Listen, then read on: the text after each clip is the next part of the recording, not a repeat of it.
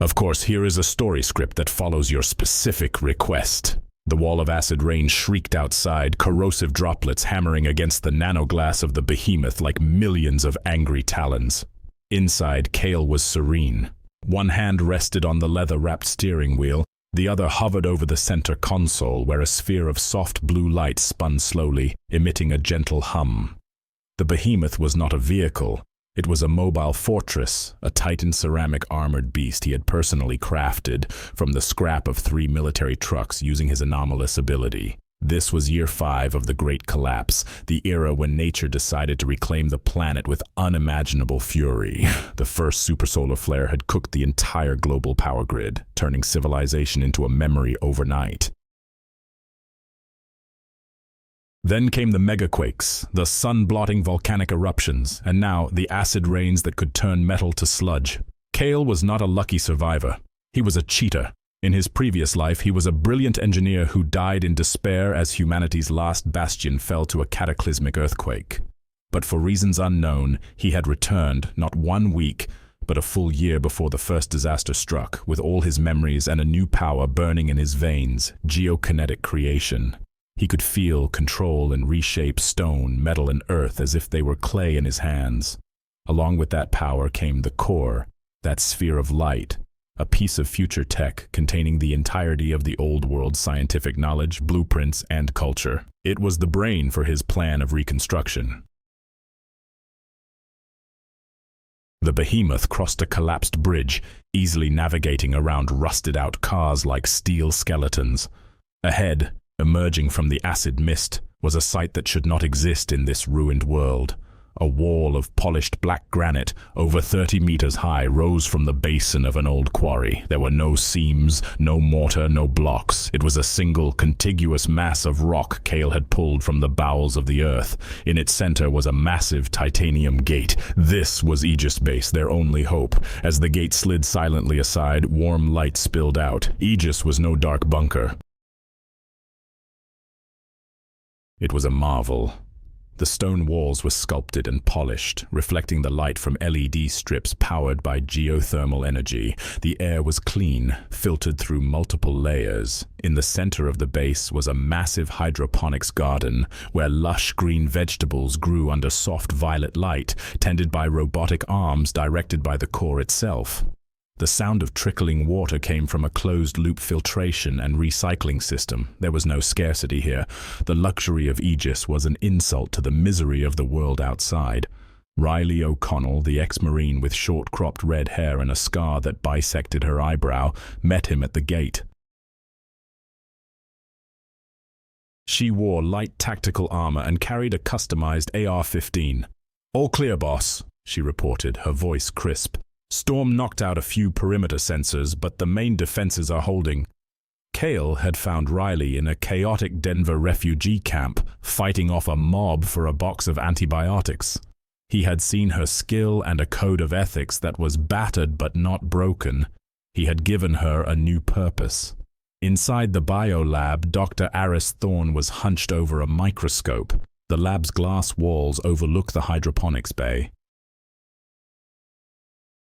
Aris, a genius botanist and geneticist Kale had recruited from MIT just months before the collapse, was the base's life-giver. She didn't just grow food, she was trying to engineer strains of plants that could resist the toxic soil and acid rain to restart a dead ecosystem. "Kale," she said without looking up, "I think I've isolated a bacterium that can neutralize soil pH. If we can cultivate it, we might be able to start reclaiming the land outside." Kale nodded. This was their life. Every day was a battle against entropy, a small step in the grand plan of reconstruction. Their dinner was a ritual, a very American routine in a time of crisis. They sat around a large oak table Kale had formed from a fallen tree. The food was abundant: roasted chicken from their small livestock pen, fresh greens from the garden, and even freshly baked bread. But no one took it for granted. Every meal was a reminder of what they had and what the world had lost. They didn't talk about the past. They talked about the future, plans to expand the cultivation area, upgrades to the defense grid, scouting runs for materials and skilled survivors.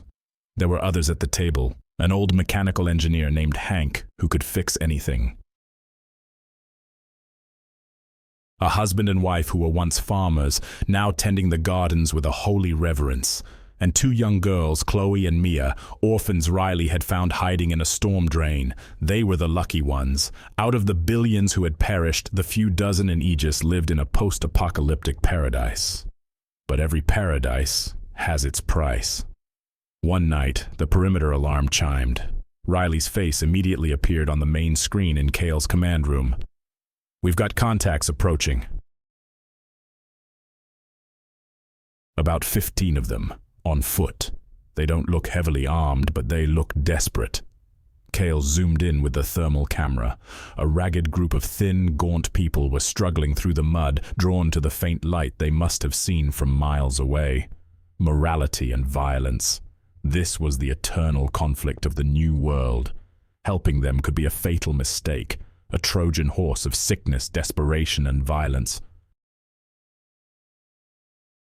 But leaving them to die out there was a choice that eroded the very humanity he was trying to preserve.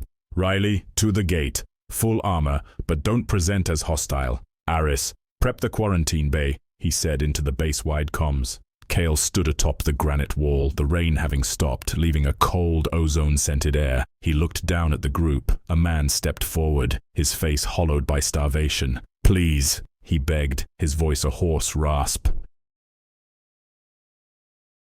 "We saw the light. We've been walking for weeks. Our children, they're dying." Kyle was silent.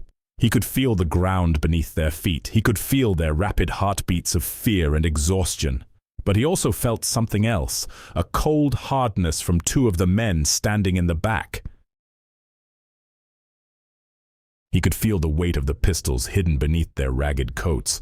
They weren't just desperate, they were scouting. "This base is not a refugee camp," Kale said, his voice booming over the speaker system. "Our resources are finite.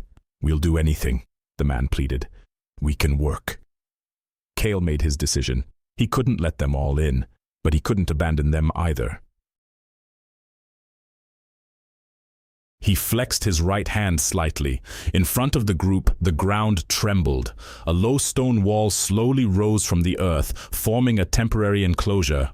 Inside it, another stone platform grew, and upon it, boxes of food, containers of clean water, and basic tents slowly materialized, pushed up from a subterranean storage locker.